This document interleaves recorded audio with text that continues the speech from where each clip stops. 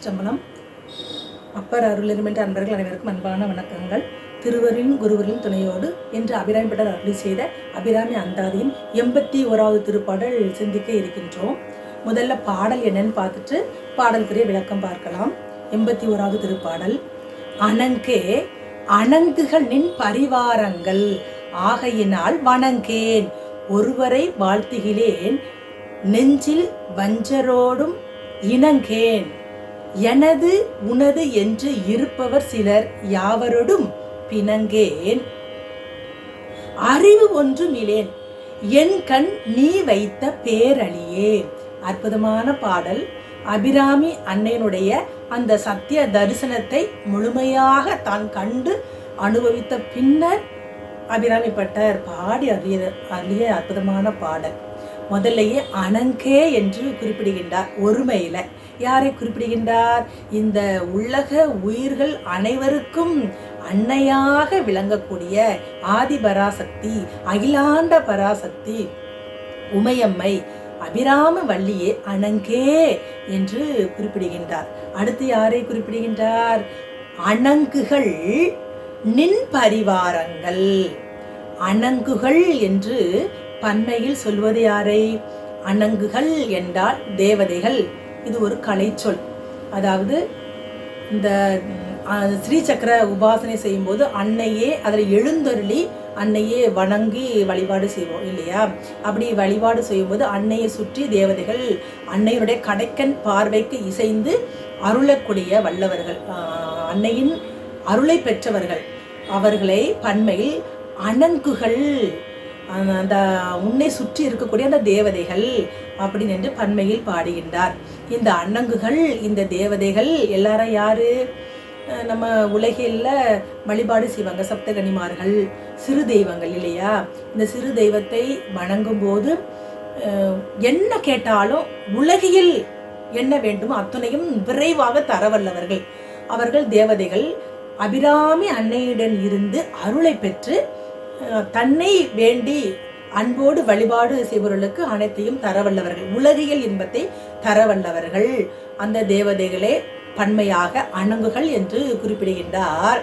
ஆகையினால் வணங்கேன், ஒருவரை வாழ்த்துகிறேன் அப்படின்னு சொல்ற இந்த வார்த்தை கொஞ்சம் ஆணவமா சொன்னது போல இருக்கும்.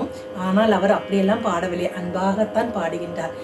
அவர் அன்னையினுடைய அந்த சத்திய தரிசனத்தை கண்டுகளித்தவர்.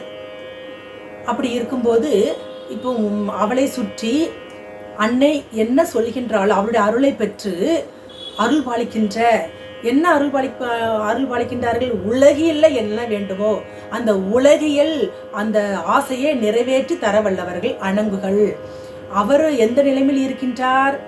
அன்னையினுடைய திருவடியே பற்றி கொண்டவர், பற்றுக்கூடாக பார்த்து அன்னையுடைய சத்திய அந்த தரிசனத்தை கண்டவர் இல்லையா? அப்படி இருக்கும்போது அதை விட்டு இறங்கி வந்து உலகில் இன்பத்தை தரக்கூடிய அந்த தேவதைகளை வணங்குவாரா என்றால் மாட்டார். அது படிநிலை தெய்வங்கள், படிநிலை உயிர்களுக்காக அருளக்கூடிய தேவதைகள். இப்போ நம்ம உதாரணமாக சொல்லணும்னா, இப்போ உலகில் விதை, முளை, நாற்று, செடி, மரம், பூ, காய், பிஞ்சு, காய், கனி, இப்படி ஒரு 10 வகை உண்டு. அதெல்லாம் படிநிலை. முதல்ல விதை போடுறோம், விதை போட்டோன்னா முளை விடும், அந்த முளை நாற்றாக வரும், நாற்று செடியாக வளரும், செடி மரமாகும், மரம் கொடுப்பது என்ன? பல கிளைகளோடு அப்படியே நல்லா வளர்ந்து பரவி முதல்ல பிஞ்சு கொடுக்கும், பூ பிஞ்சாகும், பிஞ்சு காயாகும், காய் கனியாகும் இல்லையா? அது போலதான் உலகில் உயிர்களும் ஆரம்ப நிலையிலேயே அனைத்து உயிர்களும் பக்குவமடைந்து இருக்கின்றதா என்று கேட்டால் கிடையாது தானே. ஒவ்வொரு உயிரும் ஒவ்வொரு பக்குவ நிலை. எந்த உயிர் எந்த பக்குவ நிலைக்கு இருக்கின்றதோ, இந்த உலகிலை சார்ந்து பக்குவ நிலையில் அன்னையே நினைத்து வாழும்போது அந்தந்த உயிர்களுக்கு அவர்கள் வேண்டிய அந்த உலக இன்பத்தை அவர்கள் கேட்பதை விரைவாக தர வல்லவர்கள் இந்த அணங்குகள். அப்போ இவரு நம்ம அபிராமிப்பட்டர் அந்த நிலையை தாண்டி மேல்நிலைக்கு வந்தவர். அபிராமி அன்னையின் திருவடியே கண்டவர், அவருடைய அந்த சொரூப இலக்கணத்தை கண்டவர், அவர்கள் உலகப்பற்று விட்டவர், துறந்தவர், அந்த முக்தி என்ற பேரானந்த நிலையை வந்தவர். இப்போ வீடு பேர் என்ற நிலைக்கு வந்தவர் உலகில் இன்பத்துக்காக மறுபடி கீழே இறங்கி அந்த தெய்வத்தை வணங்குவாரா? வணங்க மாட்டார் இல்லையா? அதனால நான் அவரை வணங்கேன். அவர் என்ன வணங்குவதும் மட்டுமல்ல, புகழவும் பாடவும் மாட்டேன் என்று சொல்கின்றார். அதாவது, தாயே, என் மனம் பூராவும் நிறைந்திருப்பது நீ அல்லவா, உன்னையே நினைந்து உன்னையே பாடி உன்னையே அல்லவா நான் வழிபாடு செய்கின்றேன். அப்படி இருக்கும்போது வேற யாரையும் நான் வணங்க மாட்டேன், தொழுவனோ பிறரோ என்று மாணிக்க வாசகர் சொல்லியிருப்பார் இல்லையா? அதுபோல என் மனம் முழுவதும் நீக்கமர நிறைந்திருப்பது நீதானே தாயே, அனங்கே, ஆதி பராசக்தியே, அபிராமி வள்ளியே, நீ என் நெஞ்சத்தில் நீக்கமர நிறைந்து இருக்கும்போது நான் மற்ற தெய்வங்களை நாடுவனா? மாட்டேன், பாடமாட்டேன், வணங்க மாட்டேன். அத்துணையும் திருவுருவாக அமர்ந்திருப்பது நீ அல்லவா என்று அன்னையின் அந்த உச்சநிலை அன்பை இங்கே நமக்கு பதிவு செய்கின்றார். அடுத்து சொல்றாரு பாருங்க, நெஞ்சில் வஞ்சகரோடு இணங்கேன். அதாவது இந்த உலகில் வாழ்க்கையில் சொல்றாரு. இப்போ உலகில் நம்மகிட்ட நல்லா பேசுவாங்க, நமக்கு நம்மளை தாண்டி போடுறது நம்மளையே குறை சொல்லுவாங்க இல்லையா? உள் ஒன்று வைத்து புறமொன்று பேச உத்தமர்த்தம் உறவு களவாமை வேண்டும் என்பது வள்ளலார் வாக்கு இல்லையா?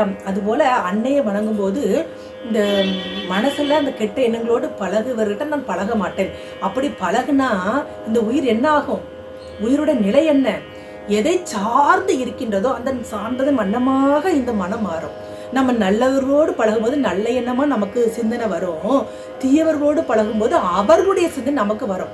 அப்படி இந்த தீய சிந்தனை வரும்போது அந்த அந்த அவர்களுடன் பழகும்போது என்ன ஆகும்? நமக்கு வினை அதிகமாகும், மறுபடியும் இந்த பிறவி நோய்க்குள்ள நம்ம தள்ளும். அதனால நான் வஞ்சகரோடு இணங்கேன், பேச மாட்டேன் அப்படின்னு சொல்றாரு. அடுத்து, எனது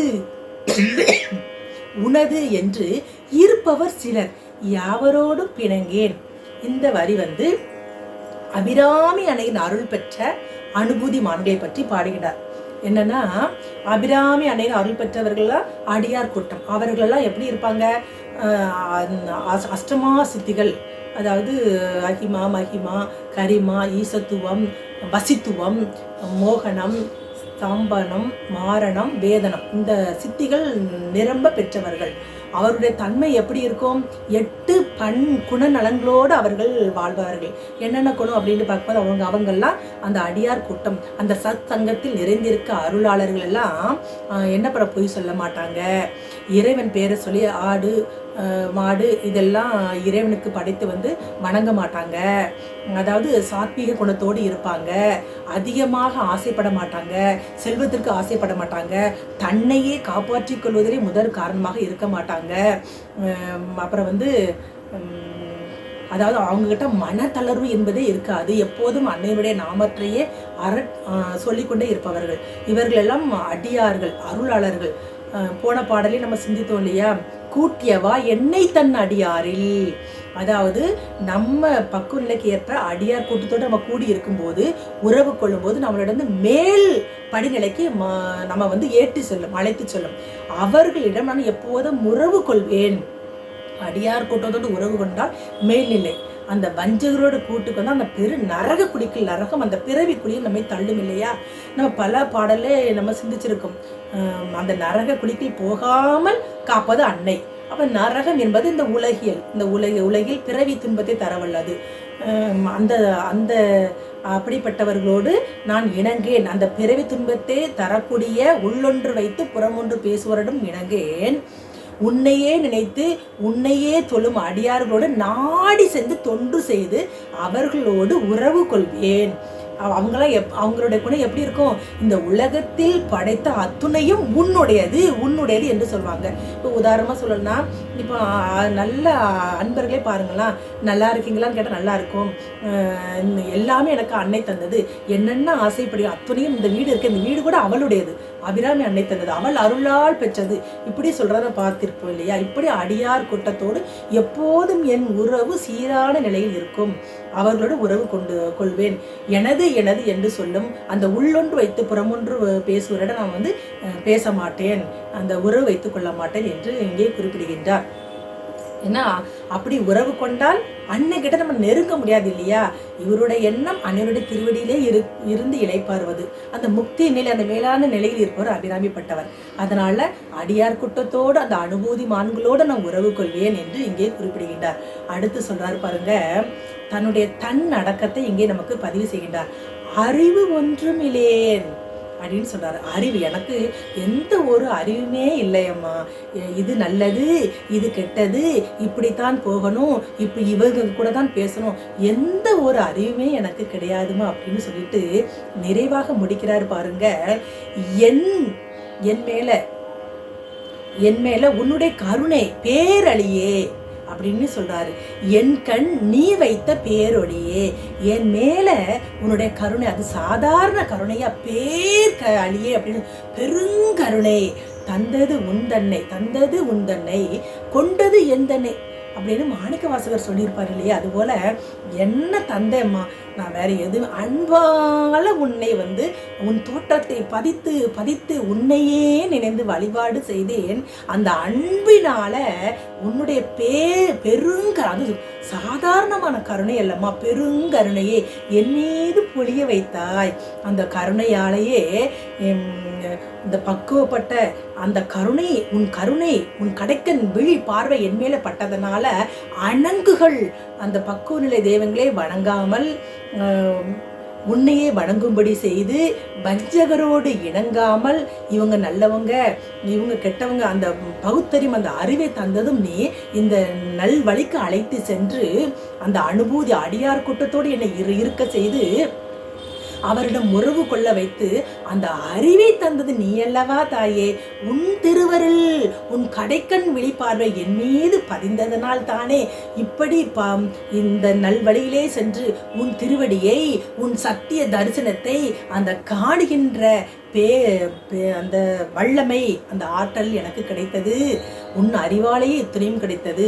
அதாவது வீடு பேர் என்ற பேரானந்தன், அவருக்கு பிறவி கிடையாது, அந்த நிலையை அடைந்து விட்டார். இப்படியெல்லாம் என்னை ஆட்கொண்டவள் நீதானே அம்மா என்று அன்னையினுடைய அந்த கருணையை இங்கே நமக்கு பதிவு செய்கின்றார். யாருக்காக? நமக்காக. அவர் கருணை நிரம்ப வழிய பெற்று அன்னையினுடைய சத்திய தரிசனத்தை கண்டவர். நாமும் அப்படி அடைய வேண்டும் அல்லவா? சிறு தெய்வம் அந்த தெய்வம் என்று அப்படியே நம்ம சுற்றி கொண்டு இருந்தால், அந்த உலக மயக்கத்திலேயே இருந்தால் மறுபடியும் நமக்கு ஒரு பிறவிதான்.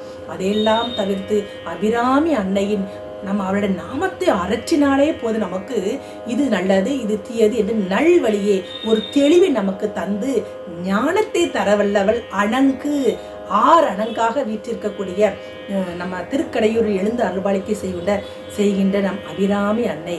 அவளை நாள்தோறும் தொழுது தெளிவையும் ஞானத்தையும் பெறுவோமாக.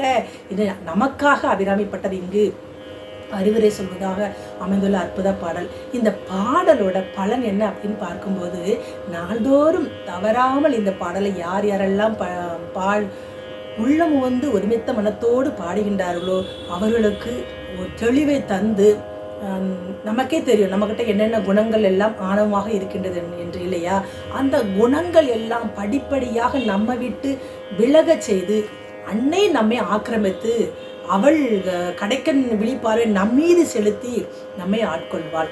நாமும் இந்த பாடலை பாடி அன்னையினுடைய திருடியை பற்றுவோமாக என்று கூறி தங்களிடமிருந்து விடைபெறுவது சிவ சாந்தா சண்முகம். மேன்மைக்குள் சைவநீதி விளங்குக உலகமெல்லாம். திருச்சிற்றம்பலம்.